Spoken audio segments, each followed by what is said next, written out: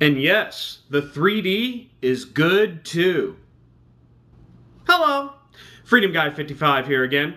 Yeah, I just seen Fright Night and the remake of the 1980 film. Two remakes this weekend. One sucks, and this one really is very good. It's one of the best remakes I have actually seen in a long time. Well, the thing is that what the people that are in it are well, you got Anton Yelkin, who plays the new Chekhov in the new Star Trek movie, as well as also you have Colin Farrell, which needs no introduction, and you also who plays the vampire in this movie, and of course Anton Yelkin plays Charlie Brewster, the guy who discovers that he's living next door to a vampire. Then, of course, you have his girlfriend, who is played by Imogen Poots, and you might remember her from 28 Weeks Later, who played the sister to the carrier of the virus. Also, you have Toni Collette, who played, of course, in the remake of Shaft, who really played a very good role in the remake of Shaft, and she also played a really good role in the movie Sixth Sense. She plays the mother in this movie. Also, if you want to know, there's a little tidbit here. She also plays in a series, I think, on HBO called The United States of Terror. I'm not sure if it's still on. But actually, the producer and the director of some episodes of that was actually Craig Gillespie, who is the director of this movie, Fright Night. Also, we have Christopher Mintz-Plasse. You might know him as McLovin. God, I love that movie. Anyway, he plays the friend of Charlie Brewster, or Anton Yelkin. And the one thing is that I saved Peter Vincent for last because if you wanted to actually know, the name Peter Vincent in the movie, from the original movie, actually came from the Hammer films of the two particular actors who played in the Dracula Hammer films, which were, of course, Peter Cushing, who played the Van Helsing, and also the guy who played Dracula, which is, or I believe Dracula, if I'm right, or played Dracula at times, or played in a horror movie, a Hammer horror films, Vincent Price, I believe. Not exactly sure on the Vincent Price, but I'm pretty certain that that's what it was. The Vincent Price character, Vincent Price, and Peter Cushing. So kind of like a Hammer loving kind of film. Anyway, also, if you wanted to know, a little science fiction tidbit here. The original person that played Peter Vincent in the original movie was actually Roddy McDowall. Roddy McDowall actually played a key role in the original Planet of the Apes movies, as well as also played the original Caesar in the Conquest of the Planet of the Apes. Well, which is also a blueprint for The Rise of the Planet of the Apes, one of the best summer movies this year.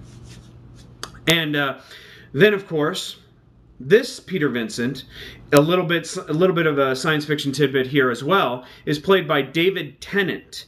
David Tennant actually was the second Doctor Who in the recent series that is out right now. So he played the one in the second series, or at least in England they call it a series. We call it seasons. So basically, in the second season of Doctor Who. So there's the pretty much cast. Peter Vincent this time doesn't play a kind of nighttime B-movie introduction host. He actually plays in this one a kind of stage performer in Vegas, because it takes place in Vegas. Well, anyway, the thing is, this movie, what can I really say about this movie? This movie is actually really well directed, and the cinematography in this movie is just absolutely wonderful. I loved the cinematography in this movie. The aerial shots, the there's this shot of glass, and it has like the picture of Vegas over it, and Peter Vincent's character being shot on the other side, and you have both shots simultaneously in this kind of window pane, and it's just amazing. I mean, it's really shot very well. I also like the idea of actually, the concept of showing that, how people feel safe, like in the suburban area that they wind up living in, where basically you're supposed to feel safe, and yet you have the suburban area that's surrounded by all of this desert and such like that. So it basically made people there are certain like images in this movie and kind of the way that it was shot, where it was actually trying to make you feel isolated, even if you would actually feel safe. The same thing happened when they were actually in the club, where basically, where you kind of actually felt, where in a moment where you were actually being told that you're supposed to feel like you're not isolated, you're around other people, so you're probably supposed to feel safe. But then, of course, when you look around, no one's going to care, right? So basically, it made you feel as if, places that, you would think that you would be safe, you're actually really not. So I thought that was really cool, and how they actually and how the director did it. So I have to give a thumbs up to the director in this movie. He really knew what he was doing. I mean, the 3D as well is so awesome in this movie. I was amazed at how much I actually really liked the 3D. I was really paying attention to the 3D and the movie was good as well. Now, I will have to say though, the movie does start with kind of usual kind of conventions that we've seen in movies before, like, high school movies, as well as also regular horror films. But don't be discouraged by that, because the movie will progress. As the movie progresses, it really gets good. So remember that.